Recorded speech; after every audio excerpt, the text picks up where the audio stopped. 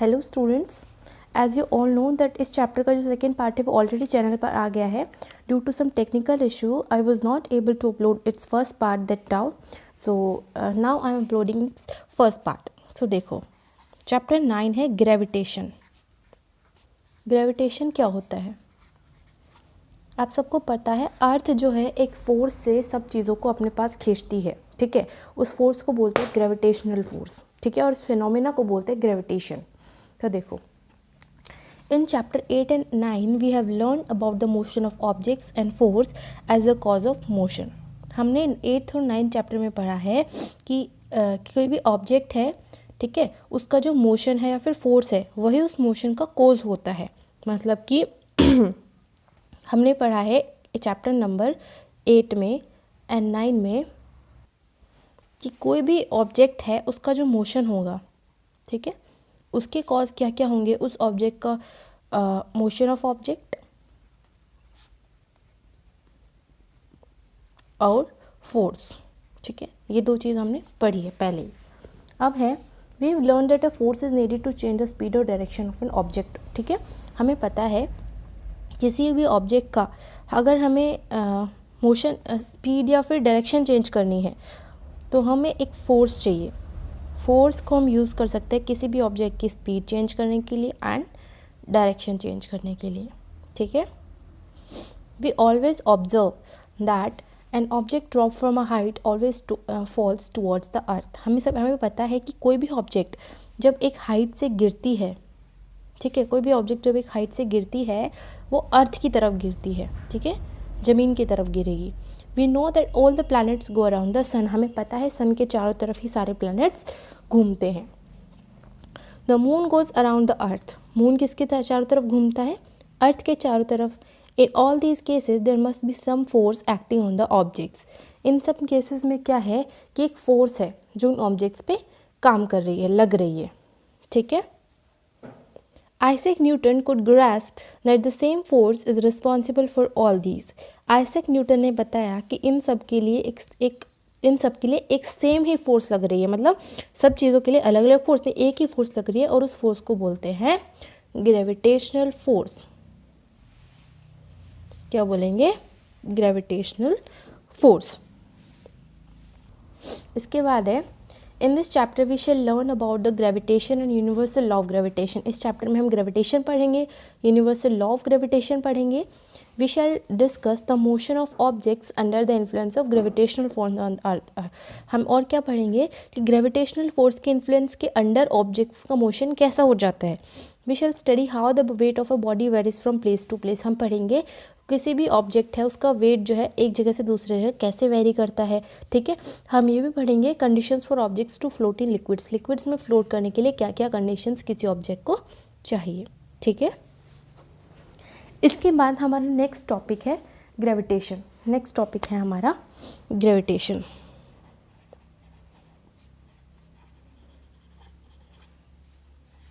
देखो, ग्रेविटेशन क्या होता है. We know that the moon goes around the earth. हमें पता है मून अर्थ के चारों तरफ घूमता है. An object when thrown upwards reaches a certain height and then falls downwards. कोई भी ऑब्जेक्ट जब हम ऊपर की तरफ फेंकते हैं, ठीक है, यहाँ तक पहुँची, फिर उसके बाद वो नीचे की तरफ गिरती है. It is said that when Newton was sitting under a tree an apple fell on him. The fall of the apple made Newton start thinking. He thought that if the earth can attract an apple, can it not attract the moon? कहता है कि ये कैसे शुरू हुआ. Newton जो एक scientist थे, बैठे हुए थे एक एप्पल के ट्री के नीचे, तो उनके ऊपर एक एप्पल गिरा जिसकी वजह से न्यूटन ने सोचना शुरू किया. सोचा कि अर्थ अगर जो एप्पल को अट्रैक्ट कर सकती है तो अर्थ मून को अट्रैक्ट क्यों नहीं करती. ठीक है, मून क्यों नहीं गिरता अर्थ पे. इसके बाद है is the force the same in both cases. क्या दोनों ही केसेस में सेम फोर्स लग रहा है. He conjectured that the same type of force responsible in both the cases. उसने क्या कंक्लूजन निकाला कि हाँ दोनों के अंदर सेम फोर्सेस हैं. Sorry, he argued that at each point of its orbit the moon falls towards the earth. उसने बताया कि एक ऑर्बिट होता है, मतलब कि ये आपका अर्थ है और ये आपका मून का ऑर्बिट है, मतलब मून जो है इसी के अंदर घूमेगा. ठीक है, उसने बताया कि ऑर्बिट के हर एक पॉइंट पे, ठीक है, मून अर्थ की तरफ खिंच रहा है. यहाँ पे भी है तो भी खिंचेगा, यहाँ पे भी है तो भी उसकी तरफ अट्रैक्ट हो रहा है। Instead of going of in straight line, straight line में नहीं जा रहा है, मून यहाँ है तो ऐसे नहीं जाएगा, हर पॉइंट पे अर्थ की तरफ गिर रहा है, ठीक है। So it must be attracted by earth, तो अर्थ से वो अट्रैक्ट होना चाहिए। But we do not really see the moon falling towards the earth, लेकिन हम देखते हैं कि मून तो अर्थ पे गिर ही नहीं रहा है, ठीक है। Let's try to understand the motion of moon. अब हम ये एक्टिविटी है जिसमें क्या किया है, एक बच्चा है, उन्हें थ्रेड की हेल्प से एक पत्थर को बांध लिया है, उसको घुमा रहा है, ठीक है। इसमें ये कह रहा है कि ये जो पत्थर है स्ट्रेट लाइन में क्यों नहीं जा रहा, हर पॉइंट पे इस बच्चे की तरफ क्यों गिर रहा है, क्योंकि ये फोर्स लगाया हुआ है इसने, ठीक है।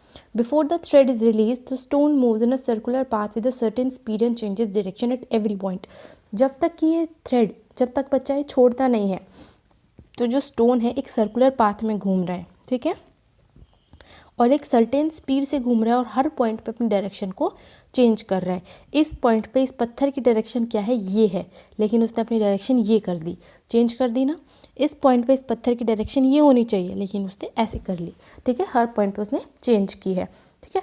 जो फोर्स सेंटर की तरफ लगता है उसको बोलते हैं सेंट्रीपिटल फोर्स, ठीक है, centripetal force, centripetal force. The force that causes this acceleration and keeps the body moving along the circular path is acting towards the center. ये फोर्स क्या है जिसकी वजह से एक्सेलरेशन हो रहा है, एक्सेलरेशन पैदा हो रहा है और उस बॉडी को सर्कुलर पाथ में मूव करवा रहा है, ठीक है, ताकि सेंटर की तरफ एक्ट करे, सेंटर की तरफ अट्रैक्ट हो, और इस फोर्स को बोलते हैं सेंट्रीपिटल फोर्स, ठीक है। In the absence of this force, ये फोर्स अगर नहीं होती है, एब्सेंस होता है, तो stone flies along a straight line, जो पत्थर है वो स्ट्रेट लाइन में चला जाएगा। The straight line will be the tangent to the circular part. Tangent क्या होता है, ये एक थ्रेड था, ये पत्थर है, ये ऐसे घूम रहा है, ठीक है, सर्कुलर पाथ में घूम रहा है। इस पॉइंट का टेंजेंट क्या होगा, ये मतलब उस वहाँ से स्ट्रेट पाथ हमें ढूंढना है, वही उस पाथ का क्या होता है, टेंजेंट होता है। टेंजेंट ड्रॉ करना मतलब इस पॉइंट में स्ट्रेट लाइन हमें ड्रॉ करनी है, ठीक है। ये आपका टेंजेंट है, ये ऐसे टेंजेंट है, ये ऐसे टेंजेंट है। A straight line that meets the circle at one and only one point is called a tangent to circle. Straight line A B C is the tangent to the circle at point B. समझ लिया, ये मैंने आपको बताया। एक ऐसी straight line जो circle से सिर्फ एक, ओनली एक ही पॉइंट पे मिले उसको बोलते हैं टेंजेंट, और इसमें ए बी सी जो है टेंजेंट है, जो पॉइंट बी पे जहाँ पे मिला हुआ है सर्कल से, ठीक है। The motion of the moon around the earth is due to the centripetal force. Moon का जो मोशन है अर्थ के चारों तरफ, वो भी सेंट्रीपिटल फोर्स की वजह से ही होता है। Centripetal force is provided by the force of attraction of the earth. ये जो सेंट्रीपिटल फोर्स है ये भी अर्थ के फोर्स ऑफ अट्रैक्शन से ही पैदा हुई है। If there were no such force the moon would pursue uniform straight line motion. अगर ऐसा कोई फोर्स नहीं होता तो मून ऑफकोर्स स्ट्रेट लाइन में मूव करता, राइट। इसके बाद है it is seen that a falling apple is attracted towards the earth. ये भी लिखा गया है कि जो एक गिरता हुआ एप्पल है, जब कोई एप्पल गिरता है वो अर्थ से अट्रैक्ट होता है। Does the Apple attract the अर्थ? क्या एप्पल ने अर्थ को अट्रैक्ट किया? अगर एप्पल ने अर्थ को अट्रैक्ट किया होता तो अर्थ एप्पल के ऊपर गिरती, लेकिन यहाँ पे तो एप्पल अर्थ के ऊपर गिरा है बेटा, ठीक है। According to the third law of motion the apple does attract the earth. Third law of motion के अकॉर्डिंग तो क्या है, एप्पल ने अर्थ को अट्रैक्ट, क्योंकि थर्ड लॉ ऑफ मोशन क्या था, टू एवरी एक्शन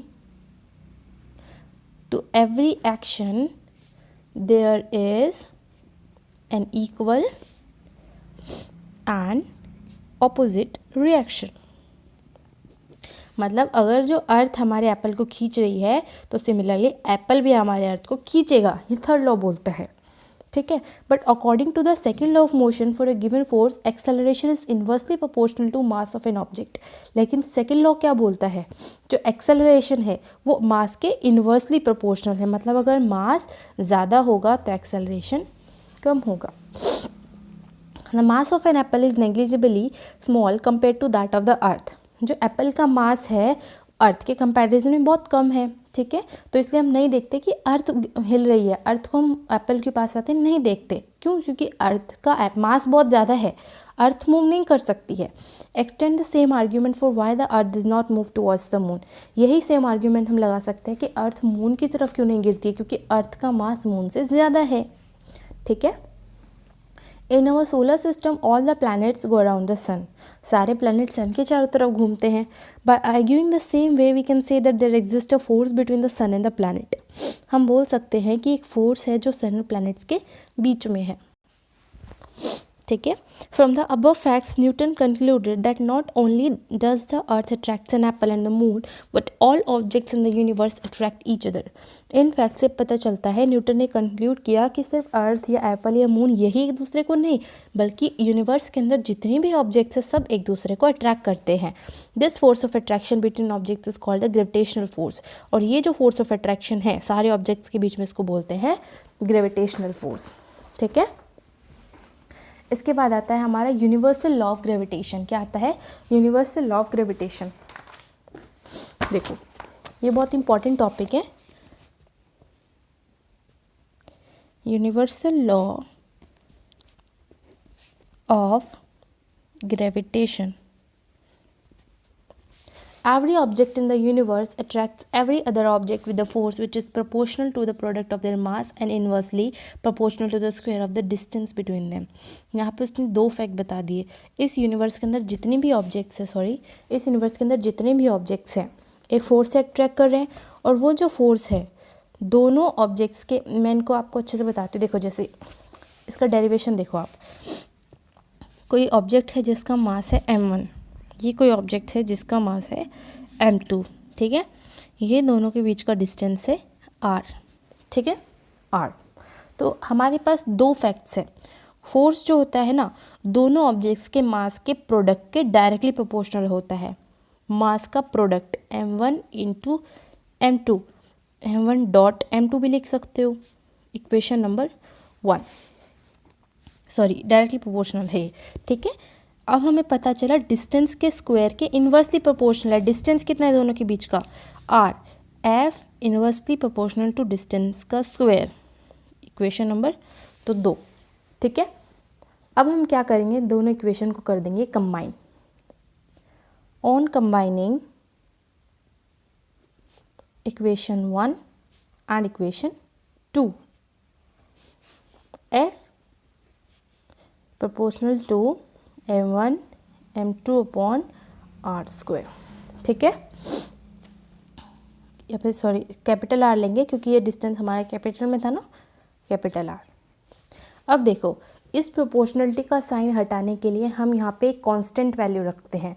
बाकी नॉर्मली तो सब लोग के रखते हैं, लेकिन हम क्या पढ़ रहे हैं, ग्रेविटेशन. तो हम क्या रखेंगे, g m1 m2 upon r square, where g is the gravitational constant.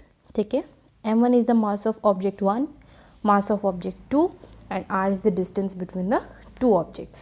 ये हो गया आपका डेरिवेशन, ग्रेविटेशनल फोर्स का फॉर्मूला. देखो सेम चीज़ इधर किया है. दो ऑब्जेक्ट है a b, इसका मास ले लिया इसने कैपिटल M, इसका मास ले लिया इसने स्मॉल m. दोनों के बीच का डिस्टेंस ले लिया d जो हमने r लिया था.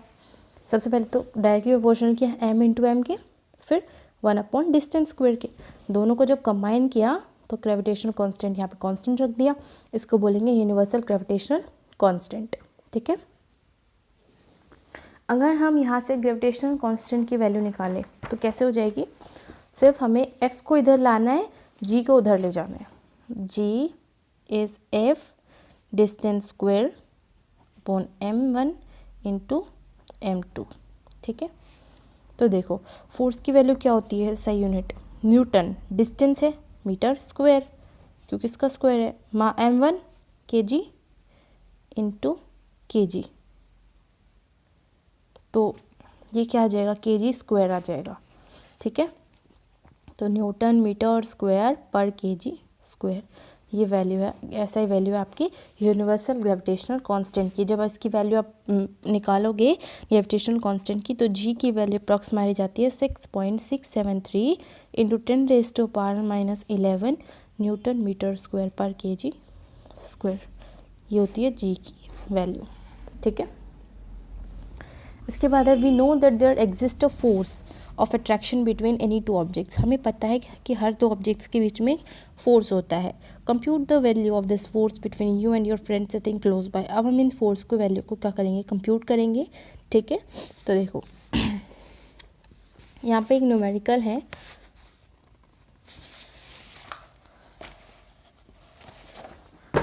The mass of earth is 6 × 10⁻24 kg। अर्थ का मास की वैल्यू अर्थ का मास है m1 दिया हुआ इधर, या फिर कैपिटल M स्मॉल m भी ले सकते हो। अर्थ है और मून है, तो अर्थ बड़ा होता है कैपिटल M, उसका ले लेंगे हम 24 kg। मून का मास है 7.4 × 10⁻22 kg। दोनों के बीच का डिस्टेंस है 3.84 × 10⁵ किलोमीटर। जी की वैल्यू भी दी हुई है, ये लेनी है, ठीक है। हमें फोर्स निकालना है, G/m/r²। जी कितना है हमारे पास 6.7 × 10⁻11 इंटू 6 × 10⁻24 इंटू 7.4 × 10⁻22 अपॉन डिस्टेंस का स्क्वायर 3.84 × 10⁵ स्क्वायर, ठीक है। सॉरी, यहाँ पे जो डिस्टेंस है किलोमीटर में है ना, हमें इसको पहले मीटर में चेंज करना पड़ेगा। मीटर में करने के लिए 3 0 बढ़ जाती है इंटू 1000, तो मतलब यहाँ 10 की वैल्यू 8 हो जाएगी, ठीक है। तो जब इसको सॉल्व करेंगे तो फोर्थ आ जाएगा हमारे पास 2.02 × 10⁻20 न्यूटन। ये सॉल्व कर लेंगे आप, ठीक है। पहले सारे 10 की वैल्यू सॉल्व करेंगे, ठीक है, देन इन सबको मल्टीप्लाई करके इसके स्क्वायर से डिवाइड कर देंगे, ठीक है। इसके बाद है importance of universal law of gravitation. इसकी इम्पॉर्टेंस क्या है, हम क्यों पढ़ते हैं। Universal law of gravitation successful explain several phenomena which were believe to be unconnected. Universal law of जो ग्रेविटेशन है, इसने कई सारे फिनोमेना के बारे में बताया जो पहले हमें लगता था कि आपस में कनेक्ट नहीं है, ठीक है। क्या बताया, उस फोर्स के बारे में बताया जो हमें अर्थ से बाइंड करती है, ठीक है, अर्थ से जोड़े रखती है। Motion of the moon around the अर्थ का चारों तरफ मून के मोशन के बारे में बताया। मोशन ऑफ प्लैनेट्स के बारे में बताया जो सन के चारों तरफ हैं, ठीक है। Tides due to moon and sun, moon और सन की वजह से जो टाइड्स डेवलप होती है उनके बारे में बताया, ठीक है। अब हम पढ़ेंगे free fall.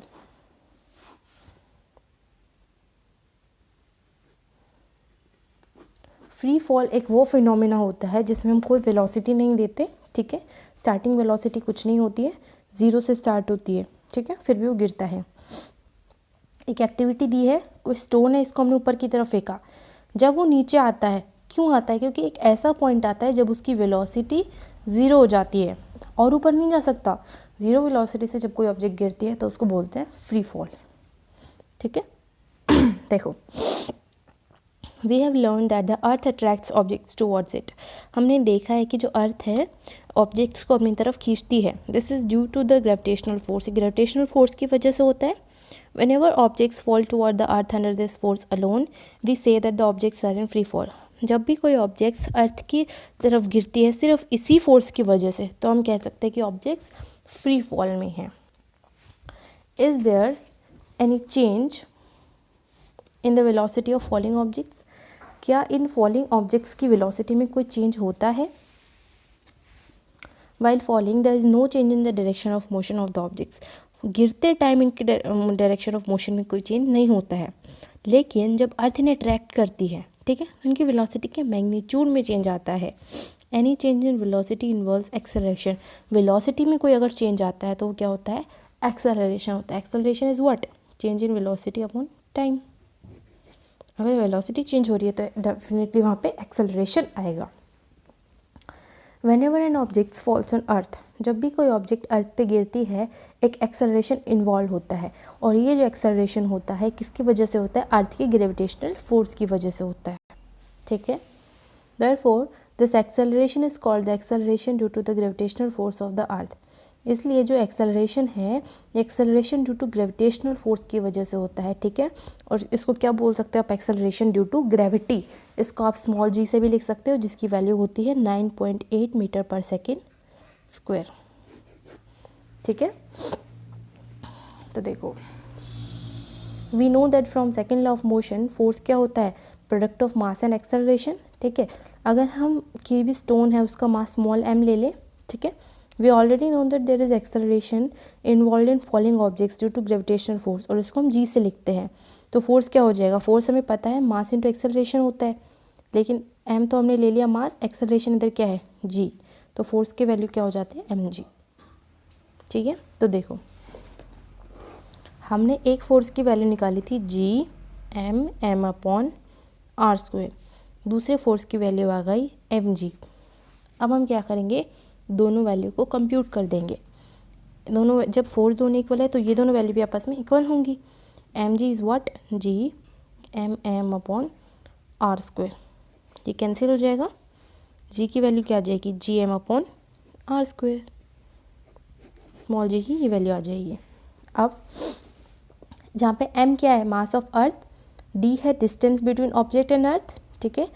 Late an object be on or near the surface of earth, distance d in equation equal to r radius of earth, this for objects on near the surface of the earth.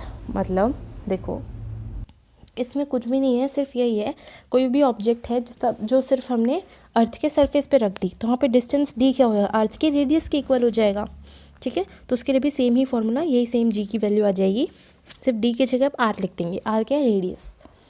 अर्थ जो है perfect sphere नहीं है।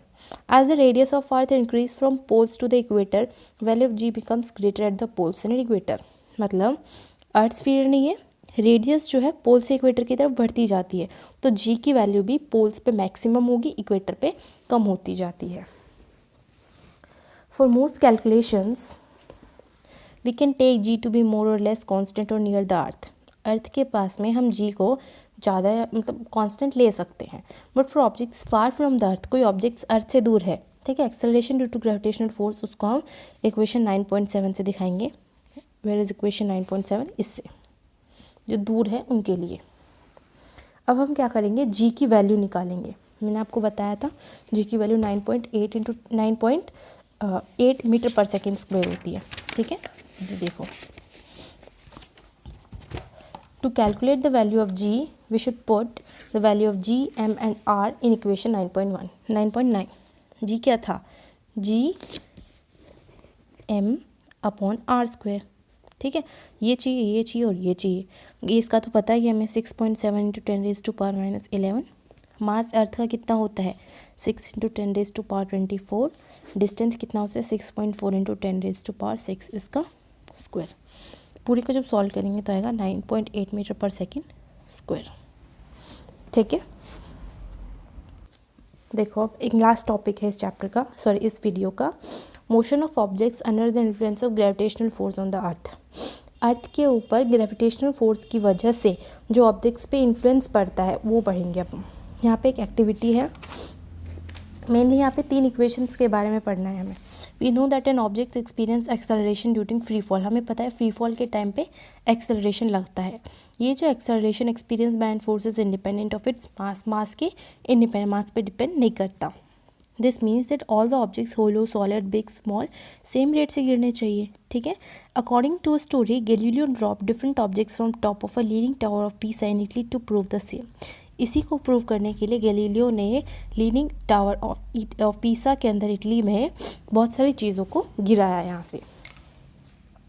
जी तो constant होता है, ठीक है, earth के पास, तो all the equations for uniformly accelerated motion of objects become valid with acceleration a replace by g. तो यहाँ पे 3 इक्वेशंस थी जहाँ हमने पढ़ी थी, जहाँ पे यू और वी तो क्या initial and final velocity, s होता है distance. In applying these equations we will take acceleration a को हम पॉजिटिव कब लेंगे, जब वो वेलोसिटी की डायरेक्शन में होता है, ठीक है, और ए को हम नेगेटिव कब लेंगे, जब वो मोशन के वेलोसिटी के डायरेक्शन के अपोजिट होता है।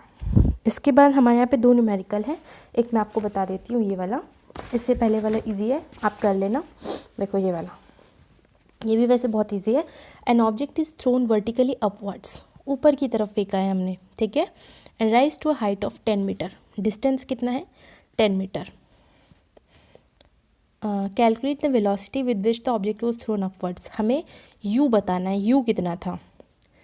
ऑब्जेक्ट ऊपर फेंकिए तो वी मतलब फाइनल वेलोसिटी तो ऑफकोर्स 0 ही होगी, 0 होगी तभी वो नीचे गिरेगी, तो यू बताना है, टाइम बताना है हमें। तो देखो हमारे पास 3 इक्वेशन है, v² minus u square is equal to 2as। इससे हम यू निकाल सकते हैं, 0² माइनस यू स्क्वायर 2।